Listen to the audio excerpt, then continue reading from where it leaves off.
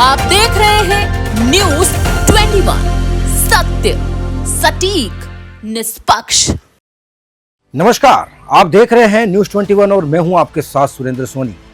आज बात करेंगे प्रदेश के मौजूदा वक्त में सियासी अखाड़े में भाजपा कांग्रेस आगामी उपचुनाव को लेकर क्या मंथन कर रही है और क्या सियासी गणित लगा रही है।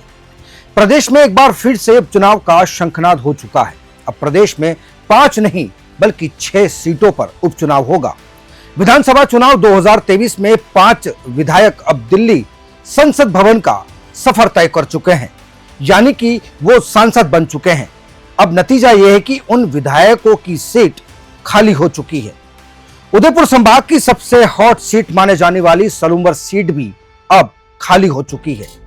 यहां के विधायक अमृतलाल मीणा का हाल ही में निधन हो चुका है। वहीं आपको बता दें कि सलूम्बर सीट से विधायक अमृतलाल मीणा लगातार चुनाव जीतते आ रहे थे।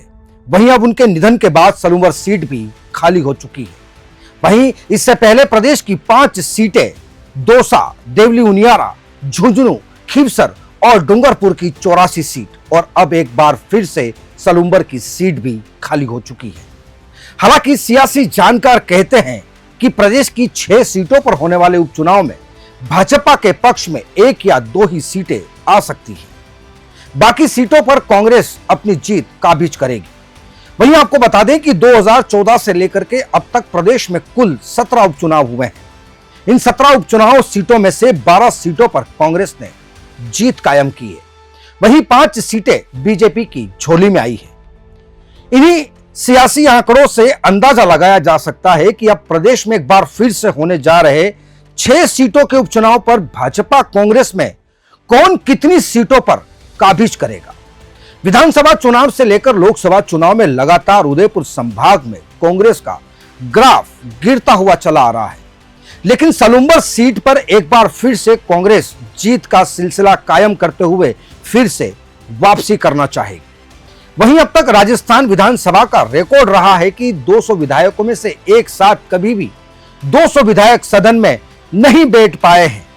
वहीं 6 सीटों पर होने वाले उपचुनाव को लेकर अब वर्तमान की भजन सरकार के सामने सबसे बड़ी चुनौती देखी जा रही है।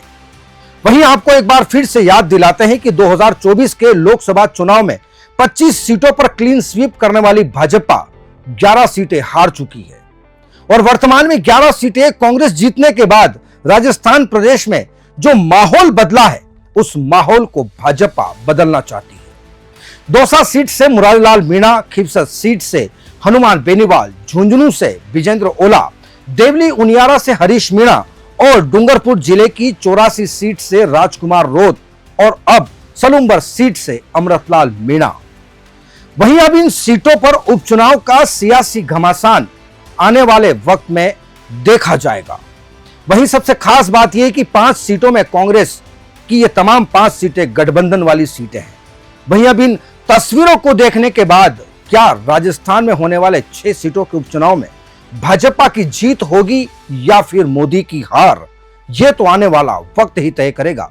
लेकिन लिहाजा वक्त में तस्वीरें तो यही बयां कर रही है कि भाजपा आला कमान ने बड़ा फेरबदल करते हुए प्रदेश अध्यक्ष के तौर पर मदन राठौड़ को राजस्थान भेजा है और वहीं अब एक बार फिर कांग्रेस पार्टी की ओर से अशोक गहलोत, सचिन पायलट, टीकाराम जूली और गोविंद सिंह डोटासरा क्या सियासी गणित लगाते हैं, यह तो देखने वाली बात होगी।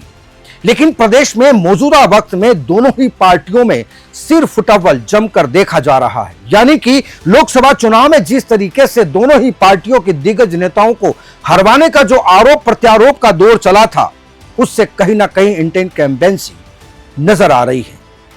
वहीं अब दोनों ही पार्टियों के लिए 6 सीटों पर होने वाले उपचुनाव करो या मरो की स्थिति में रहेंगे।